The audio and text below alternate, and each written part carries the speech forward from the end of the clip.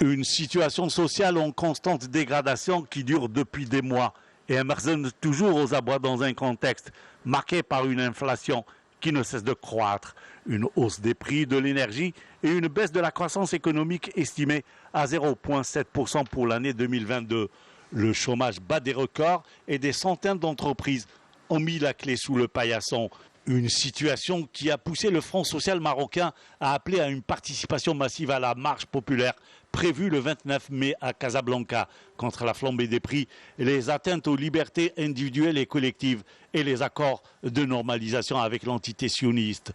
L'appel a été publié dans un communiqué à l'issue d'une réunion du Front marocain visant à discuter des moyens à adopter pour la réussite de la marche à laquelle il a appelé sous le slogan « Contre la flambée des prix, la répression et la normalisation ».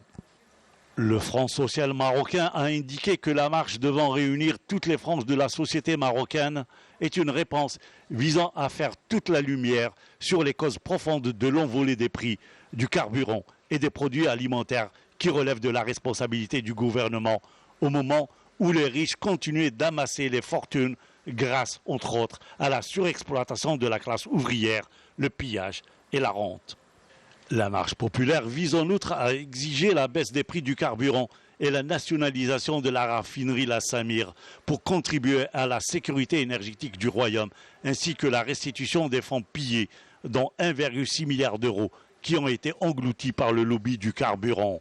Les organisateurs visent également à travers cette manifestation à dénoncer la répression par laquelle le régime marocain entend freiner le mouvement de lutte et répandre la peur pour museler toutes les voix discordantes. Ils estiment que ce mouvement de contestation serait aussi une occasion pour dénoncer la normalisation avec l'entité sioniste avec laquelle le régime du Merzen cherche à conclure une alliance militaire sécuritaire et de renseignement, ainsi qu'une occasion de renouveler la solidarité avec le peuple palestinien et adopter une loi criminalisant la normalisation.